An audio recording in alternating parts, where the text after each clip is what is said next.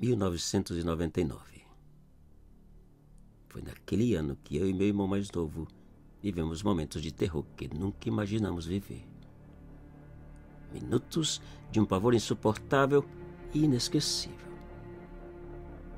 Naquela maldita noite, a minha vida foi chacoalhada de tal maneira que mudou para sempre a minha maneira de ser, de pensar e de acreditar nas pessoas, nas coisas e nas histórias. Essa é a minha história. Era uma sexta-feira, 3 horas da tarde. O sol estava tão quente que quase sapecava. O suor escorria como se fosse uma mina de água. Cansados e suados, eu e meu irmão resolvemos parar na chácara do meu melhor amigo para dar um alô, descansar e matar a sede. Infelizmente, o meu amigo não estava. Segundo sua mamãe, ele havia saído para passar uns dias na fazenda do sogro, poucas léguas dali. Descansamos por alguns minutos e decidimos continuar a caminhada por um caminho que levava direto à nossa fazenda. Porém, vocês não vão sair sem antes jantar. Isso é a mamãe do meu amigo. Depois de muita conversa e comida, eu e meu irmão agradecemos e saímos.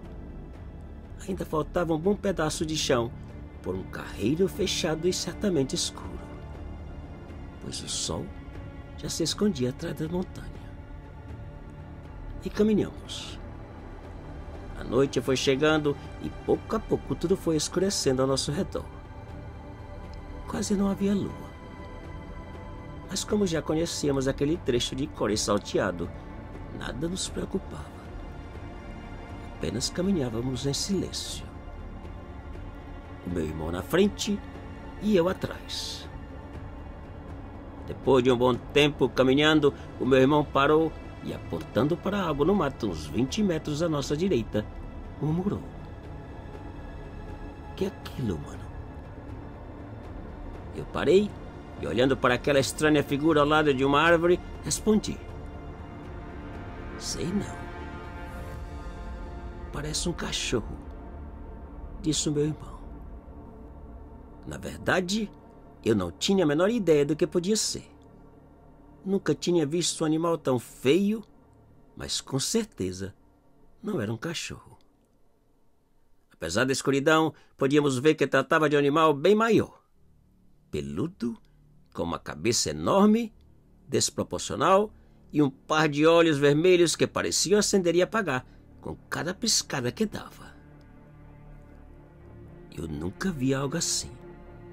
Murmurei o mais baixo possível, procurando não chamar ainda mais a atenção do estranho animal que permanecia parado, sem fazer barulho e nos olhando. O que fazer? A gente não tinha a menor ideia. Caminhar ou correr, com certeza seríamos alcançados por aquele monstro. E esperar por um ataque seria um suicídio. Afinal, a gente não tinha nada de arma. Até meu canivete havia sido esquecido na casa do meu amigo. E resolvemos ficar parados, esperando e rogando a Deus que o monstro desistisse e sumisse. Os minutos foram passando e o nosso medo aumentando. O monstro não sumia. Continuava olhando em nossa direção e em silêncio. Então resolvi fazer a única coisa que podia fazer: rezar e tentar afastar. E em voz baixa pedi que meu irmão desse o primeiro passo bem devagar e sem tirar os olhos do monstro. Ele deu o primeiro passo e eu também. O monstro continuou parado. Demos o segundo, o terceiro, o quarto passo. E quando começamos a sentir aliviados, o monstro também começou a caminhar por dentro do mato, acompanhando cada passo que a gente dava. E para aumentar ainda mais o nosso desespero e terror, ele aproximava cada vez mais do carreiro e de nós. Depois de vários passos dados, eu pedi ao meu irmão que parasse. O monstro agora estava a menos de 10 metros de distância. E agora, mano? eu não tive coragem de responder, de dizer o que pensava. Apenas olhava para um lado e outro, buscando por um pedaço de pau ou pedra que pudesse usar em nossa defesa. Não via nada. Depois de 1 ou 2 minutos parados e esperando por um milagre, o monstro começou a caminhada na impressão que tinha desistido. Por engano. Ele simplesmente cruzou o carreiro e lentamente começou a circular, aproximando cada vez mais, até parar outra vez bem à nossa frente.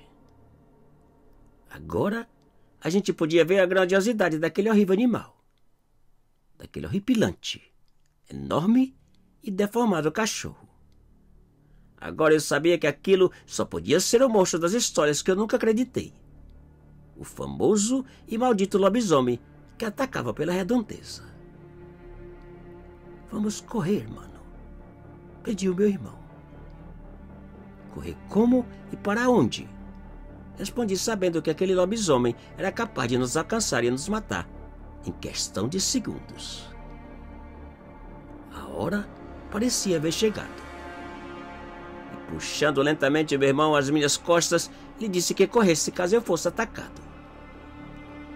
O monstro agora estava tão perto que dava para sentir o seu fedor. A sua tremenda boca abria e fechava, mostrando suas enormes presas babentas. Seus olhos pareciam cada vez mais vermelhos, mais aterradores. Mas o lobisomem não parecia ter pressa.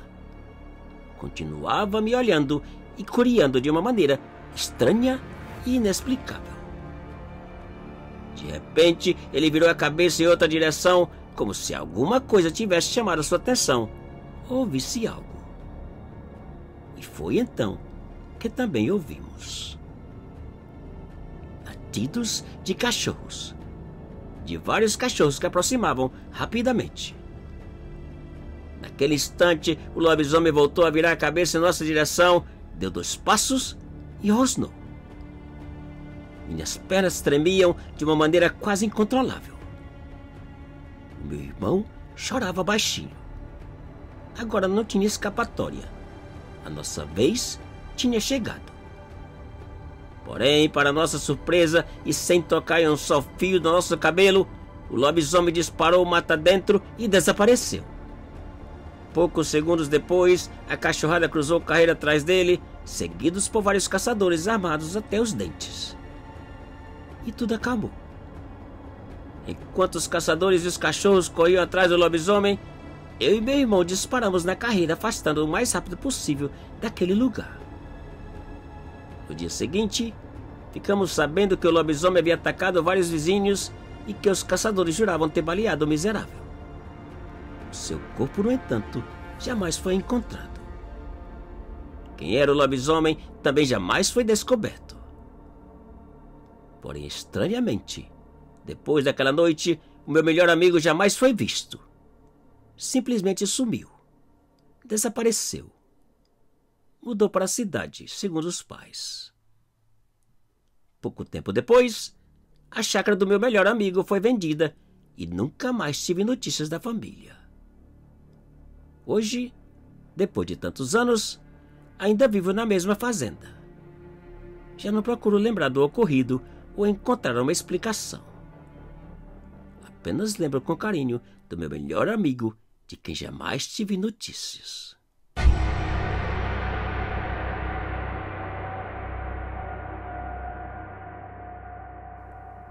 Te cuida e muito obrigado.